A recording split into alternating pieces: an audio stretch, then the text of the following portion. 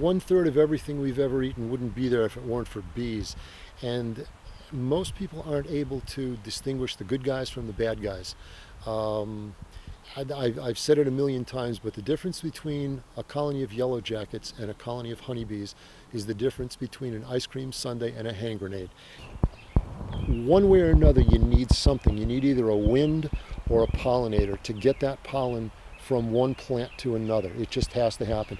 In a greenhouse, you have no wind, and I've never seen a greenhouse that really has any kind of bees in it for like honeybees. They have mason bees. They use these little tiny bees. But one way or another, things just have to be pollinated. Otherwise, the fruit will not be produced.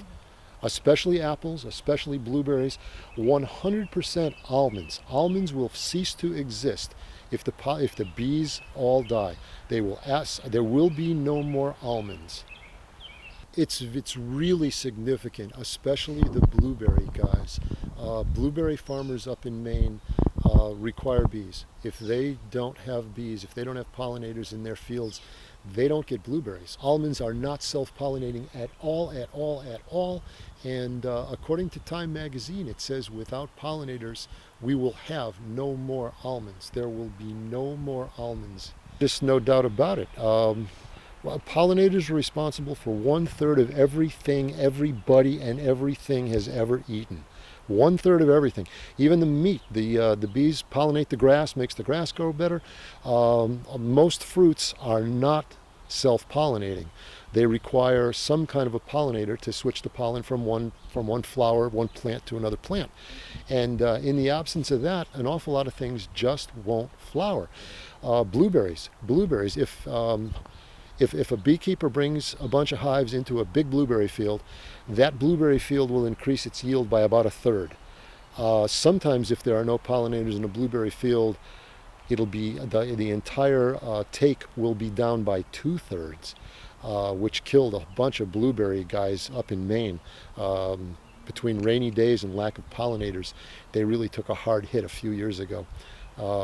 There's no doubt about it, though. The bees are responsible for all kinds of production of all kinds of things. And without them, certain things just aren't going to be able to produce food anymore. They just aren't. The big deal now is, believe it or not, broadleaf weed killer. Broadleaf weed killer is used in a lot of places, and lawns. It's amazing how many people use it. And it's kind of weird because it's one of those that, okay, almost every broadleaf weed killer is 2,4-D. That's the chemical compound name of it, and it kills every broadleaf weed there is. By the way, botanically, there's no such thing as a weed. It's simply a matter of what you like and where you live. But the thing is, broadleaf weed killers kill dandelions, and dandelions in the spring, that's one of the main food sources for bees. So the people use broadleaf weed killer.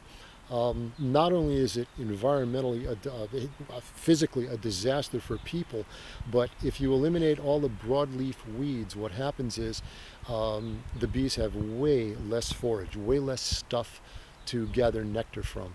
A perfect lawn represents a lawn that is so toxified that the bugs won't even walk on it, and the broadleaf weeds won't even grow in it.